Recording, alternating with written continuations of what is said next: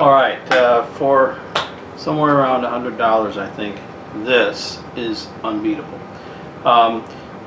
It's plastic, except for the shovel, and you can already read that. What I'm going to do here is try to give you a view of some of the areas that you don't usually see, and just give you my impression of it.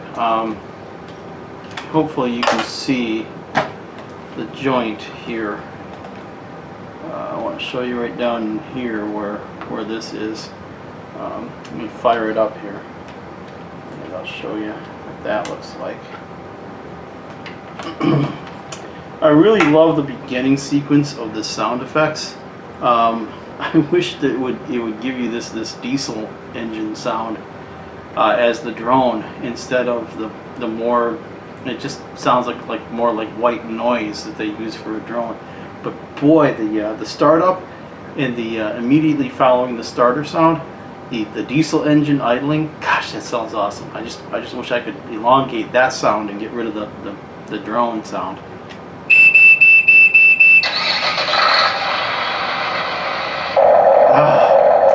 Boy, so there you have it. Okay, so let's do this. Let's move this down.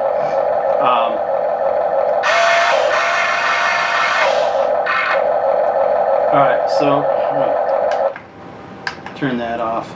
I don't normally operate this with the sound, but this will give you, hopefully the camera will get in there and you can see how that joint is being driven with a gear. Okay, this is not super duper strong. I would love to have something this size that's actually hydraulic. I'd just love to see if anybody could do that. I'm sure it would be, north of $1,000. But anyway, okay, so we raised the main boom. Let's take a look at the second joint here. That is this joint here. You can see that in there. Forward here so I can look at it with you. There you go. So there's the gear, and they normally don't show that in the images. But that's how that works. And then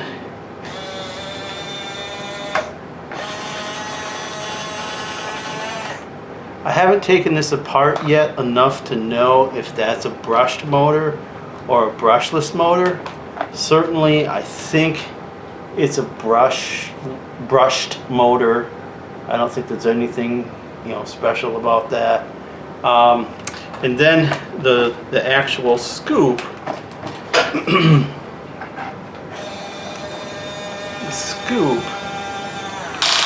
and see there, I ground the gear. I'd really like to take a look at what's going on inside there when that gear starts to grind like that. But there isn't anything that you can see inside here.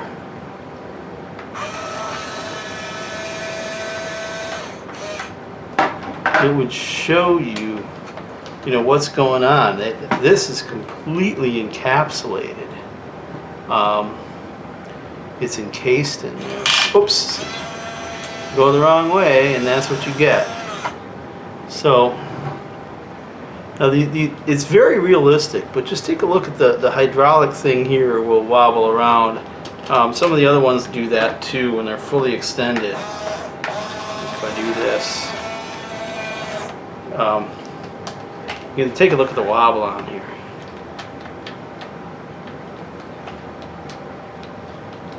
I mean, that's not cool.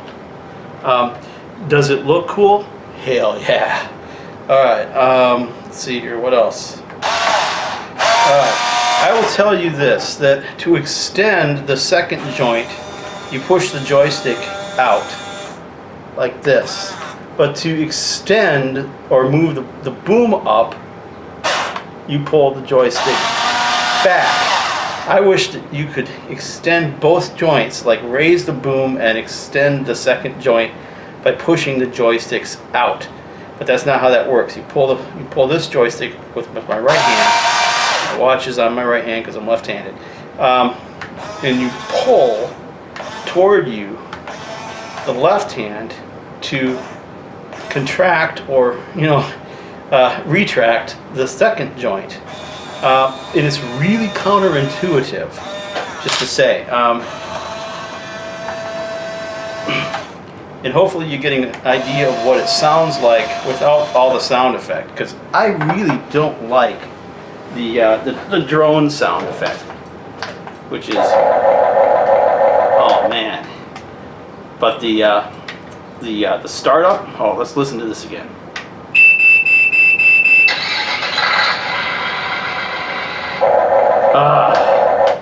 That first part song is so realistic. Anyway, so on here, you know, moving it back and forth, this is just a little piece of rubber right here. Another thing that they don't show you in the images is like how this thing opens and what it looks like inside here. So I'm going to show you that. When it comes to you, the battery is disconnected, okay? So the way the battery connects is there's basically a pigtail in there, and to charge the battery you have to, I can't get the camera in here while I do this, but you have to disconnect this pigtail, and there's a pressure tab. You have to squeeze that, and then now the camera will show you what's in here. So you got this, and then inside here you've got this little pigtail. So this is your battery, and you need to connect that to a charger. It's a USB charger. They give you the little charger. They don't give you the power supply to USB power. Just plug it into whatever USB port you happen to have that's got some power. It'll charge this battery. So let's see here. Plug it back in and put the cover back on. Oh, here, let me show you what it looks like. Put the cover back on. So there's two slots in the back, two tabs on the cover that go into those two little slots, and it comes down like this, and then there's a little thing here that you twist, this little doohickey right here that I got my finger on, and you just twist that and it holds it in. Okay. Let's see here. What else don't they show you? Well, one thing I want to show you is that you can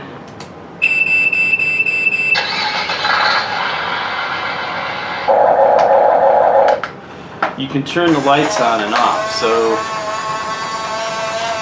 So the lights in the cab, I don't know what that's the sound. Okay, so here on the controller, this button right here, that's the sound, and then this button here, those are the lights in the cab. There's a red and a blue light, and they basically alternate, red, blue, red, blue, red, blue.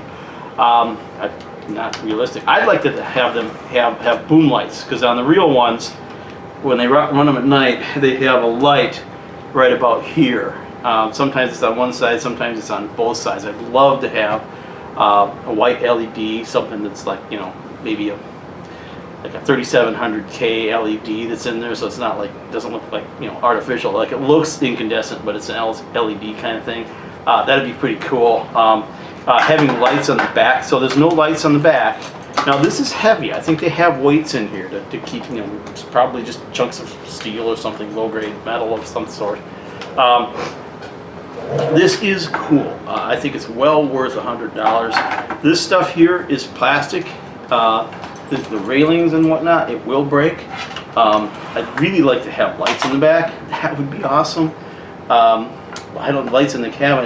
Put a person in the cab, put some lights in the back. I would think you could go, you know, and do a little bit more scale work with this thing. The sides of these, there's no machinery in here. They're not giving you any scale detail for the machinery on the track drive. Let's see here. The bottom of it is, that's it. That's the bottom of it. There's not much there. I think that's a little QC, quality control sticker or something like that. Yeah, that's what that is. It says made in China. Big surprise. Let's see here. But it's got a lot of detailing, you know, in terms of just trying to make it look scale. They do an admirable job for something that's only $100. What else did I want to say about this thing? Oh, 22 channels, not buying it. You essentially have 6 motors in here. You've got a motor on each side for the track, so each one of those is a channel. That's 2. You've got a motor to rotate it. That's 3. Then you have a motor for the main boom. That's 4. A motor for the second joint, that's 5, and a channel, or a motor I should say, for the scoop, which is 6 channels. And maybe you have 8 channels if you consider the sound 1 channel and the lights another channel. That's 8, not 22. I'm counting it as an RC hobbyist, so anyway, that's the way I look at it. I don't know where they get 22 channels from. Maybe the radio system is capable of 22 channels. Certainly, they're not using them. I love it. I got this thing because I just love the way it looks, and I love playing with it. It's fun to coordinate the motion of it and watch it do its thing. I found out that you can go, and there are people who build like big scale, like they're, you know, the 10, 15 feet long booms and whatnot. I mean, from here to here would be like 10 feet. Okay, you know, when it's spread out. Fully electric motor, pump driven, hydraulic, with real honest to God hydraulics. These guys go absolutely, yeah. Will this dig? It'll dig in sand. I wouldn't be putting holes in the backyard, especially if the dirt is not already loose. With this thing, it doesn't have a tremendous amount of strength. Is it fun as heck? Yeah. Will your kids like it? I don't have kids. If I was having a toy like this when I was a kid, I would have loved it. I dreamed about things like this when I was a kid. So yeah, I'm really, I love it. I think it's great. I think the sound effects are, yeah, the beginning is awesome, but the drone sound effect, eh. So yeah, when I play with it, I do like this. Also, I'm pretty sure that this is compatible with the other attachments that you can put on the ends. I can see that these are the removable pins. This particular unit that I got has just the scoop, which is what I wanted. But I know that you can buy these that have like additional attachments. So if you want to start out with just this one, this looks like it's very much compatible with the mechanism that allows you to put the other attachments on there. I don't know if they sell them separately, but anyway, overall very pleased. Easy to make some improvements. I might put some lights on this just for goods and giggles. Always brushless is better than brushed. I know that the speed controllers for brushless motors are more complicated. They're 3-phase controllers, but today they're a dime a dozen. You can get brushless controllers all over the place, and so why they didn't put them in here? Probably just a slightly additional cost. You would get a stronger motor. I would like to see worm drives. I'd like to see honest to goodness servos in there. I'd like to have, like, you know, a linear servo inside the the hydraulic piston, and you know that would be kind of cool. But gosh, you know, the detail on this, I'm liking it, and it's well worth $100.